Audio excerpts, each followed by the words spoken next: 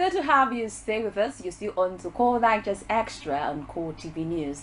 And like I said before the short time out, we'll be looking at something very important as we approach the new year, which is just few days around the corner. Like a popular saying that when you fail to plan, you plan to fail. And so we want to take a look at 2016 in view, goals for the new year. And so I'm really not an expert in that field because I'll be speaking with someone who is for a very long time now being into capacity building. It started quite very early, and so even as he's still very much young, he's actually achieved a lot with inspiring people to leadership positions. And interestingly, he's written books on human development and capacity building. And so I just figure that he's the right person to kind of encourage us and motivate us as we approach 2016. And right here with me in the studio is Abraham Owushini, the founder of Young Breeds Development Initiative. Good morning, Abraham. Good morning. Compliment of the season. Same to you.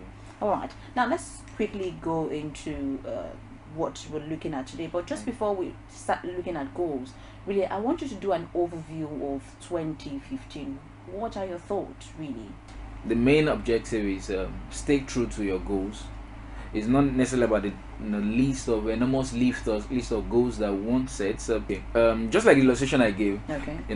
No matter the dexterity of the players, no matter their skills and talents, there are no goalposts in the field. Even in the first place, I don't think the match will hold because the facility managers will discover that something is wrong in this pitch. There's nothing to judge. There's what nothing they're to doing. judge, and so that match may not even hold. But in life, many people are running through the race of life, the field of life, and having little or no performance. People evaluate their lives at a time of a year like this and see that what really has happened in the course of the year. But it boils down to this factor that something is wrong in terms of goal setting. So the first thing, in setting goals is that we need to define the goal that we're talking about. Okay. That's just fundamental. What do you want? 2016 is looking at us, and then some people had started planning for 2016 at the middle of this year. That's very interesting. And then some people are going to plan for 2016 perhaps in the middle of 2016. So you'll be able to weigh the difference in the outcome each one we have. But whichever case it may be, at this moment, what do we do? First is that define it. And so once we're done defining it, the next thing we go into is talking about you need to plan it. Planning is actually what makes a goal to become a reality.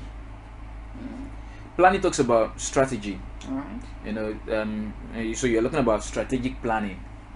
This is what I've defined. How do I achieve it? And so we don't just write it and go to sleep.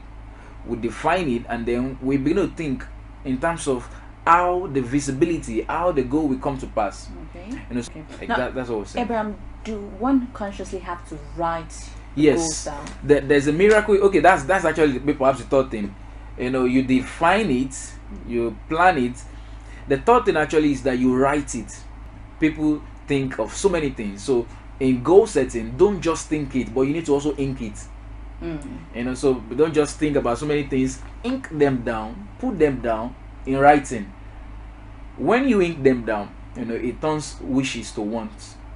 It turns mere desires to concrete goals. So whichever way you are inking it, perhaps on the via technological tools or manual writing, it must be inked. Okay. And most times, the way the brain works, when you ink out your goals or your plans, you get more ideas to it. Okay. You're planning and you're writing some things down. You get more ideas, you get more inspiration. It begins to give flesh to the goal. Adding it up. Okay. So, but if it remains in the mind, nothing will happen. The mind is just the birth place for the goal. So you get inspiration in your mind to have a particular whatever you want to achieve. Then you bat it forth, and then you put it down in writing. Okay, so finally, what would be your word of advice? Looking at the topic 2016 in view, goals for the new year. So what would be your final words on the program? Okay, final words in terms of goal setting. personal goals and corporate goals as a nation. In terms of personal goals, we need to define them, just like we said, define them. We need to plan them. We need to write them down. And then the two other ones is that we need to believe in them. Some people set some goals and then down into the year they lose enthusiasm and believe in the goal. You're the first believer of your goal, and so if your goal is going to come to reality, you must believe deeply in it, and have so much faith that it's going to come to pass.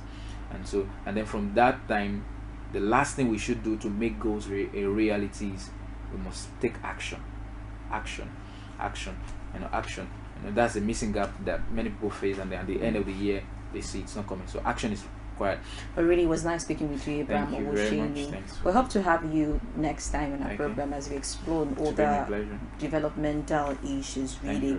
And one very key thing I learned from Abraham today is that you define your goal, you plan them, you write it down. You use the word like you ink what you're thinking. I kind of like that. So you write it down, then set out to bring them into fruition. That is action. So with this from my very heart, I wish that you take this as you move to 2016, so that your life could be a whole lot better than what it is right now. We always strive to become better.